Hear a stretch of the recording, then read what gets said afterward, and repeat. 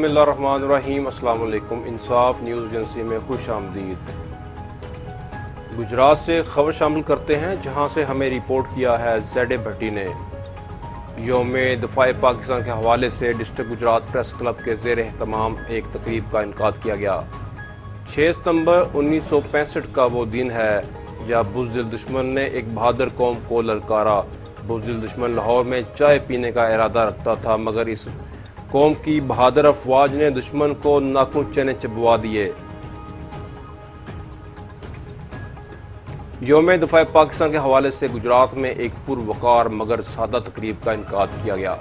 گجرات سرکار hotel service موڑ میں ہونے والی اس تقریب میں ضلع بھر سے صحافی برادری نے بھرپور شرکت کی۔ کرونا SOPs کو مد نظر رکھتے ہوئے پروقار مگر سادہ تقریب کا انعقاد کیا گیا، جس میں 6 ستمبر کے حوالے سے اور سال 2020-21 میں بہترین کارکردگی دکھانے پر ضلع بھر سے 20 ممبران کو شیلڈ سے نوازا گیا۔ تقریب کا آغاز تلاوت قرآن مجید سے ہوا۔ بعد ازاں نعت رسول مقبول صلی اللہ علیہ وآلہ وسلم کی سعادت میاں اشرف نے حاصل کی۔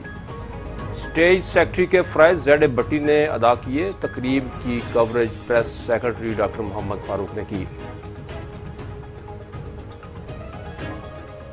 تقریب کے مہمان خصوصی پاکستان فلاح پارٹی شیخ محمد انور چغتائی اور DPO آفس سے سب انسپیکٹر چوکی انچارج شادمان زبیر انجم تھے۔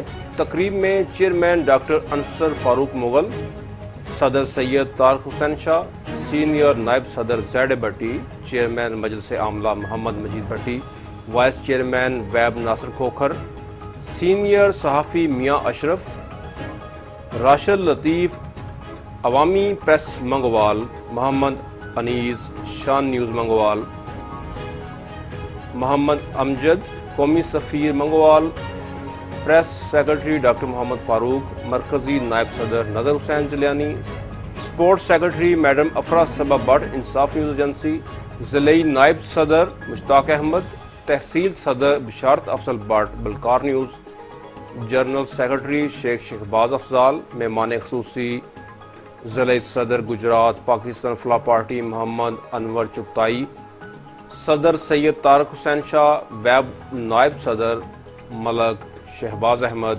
ہارون حیات، نائب صدر صغیر احمد بٹ، چیئرمین ڈاکٹر انصر فاروق مغل، نغمان علی، شیخ بابر حبیب، سماجی اور سیاسی شخصیت ملک تنویر بابر اور تحصیل چیئرمین چودھری محمد اعظم نے 6 ستمبر کی افادیت کے بارے میں اپنے خیالات کا اظہار کیا۔ اس موقع پر ضلع بھر سے 20 صحافی حضرات کو اعلیٰ کارکردگی پر شیلڈ دی گئی۔ تقریب کے اختتام پر تمام ممبران اور مہمانوں کو شاندار ظہرانہ دیا گیا۔